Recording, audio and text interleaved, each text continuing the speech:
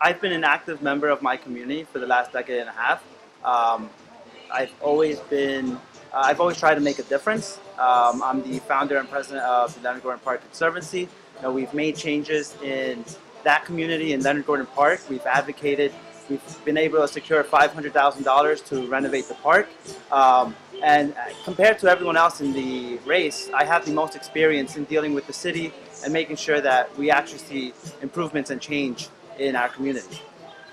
Now, you obviously see the messaging from your chief opponent, I guess you could call him, Councilman Saleh. He's talked about helping out businesses through COVID. He's, obviously talked about being a lifelong resident, working alongside Mayor Fulop.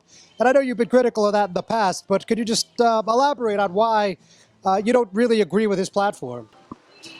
Look, at the end of the day, his platform is simply saying that he's a native son of Jersey City and that he's been an active member of the community, which it simply isn't true. And at the end of the day, being born and raised in Jersey City isn't a requirement to be an elected official here in the city of Jersey City. I was born and raised here as well, but I have more accolades and more involvement within the community than he does. And so, the platform of just being a true native and a true native son, a loyal son of Jersey City, just isn't enough. And people from the Heights they should ask for more for their councilman. So when you're talking to your friends, your family, your neighbors, what are you hearing that they would like to see more of here in Ward D, and what do you think needs improvement?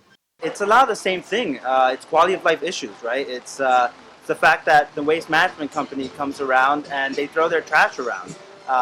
It's parking. It's the fact that Central Avenue has seen better days. And while new businesses have opened, there's been a couple of businesses that have closed. There isn't that the quality of life on Central Avenue has actually decreased. You go on it and there's trash everywhere. You look at our open space, Leonard Gordon Park and other parks, they're not receiving the attention that they should.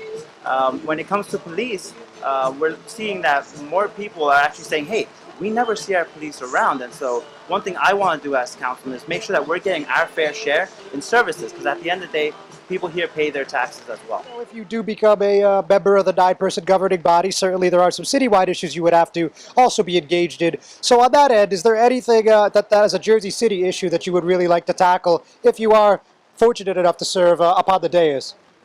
The biggest issue to me, and I think this goes for the biggest issue in Ward D and throughout Jersey City, is inclusionary zoning and the building of more affordable housing throughout Jersey City. The Fulop administration has really been in favor of building 80 to 120% AMI for affordable housing. I really think we need to take that down to 30 to 50%. We really need to start helping the people who are the most fortunate, who financially are the most restrained. At the end of the day, Jersey City, when we go up, we have to make sure every member in our community is going up. I mean, when you look at other issues, there's the open space master plan that's coming into play. As an open space advocate, that's really near and dear to my heart, and we want to make sure that, unlike the 2008 plan, we don't just say this is the plan and then wait 10 years to fund it. Now, Riverview Park, which is in my district, was a year one park, and it's just getting done now 10 years later. So we want to make sure that we're realistic with our budget.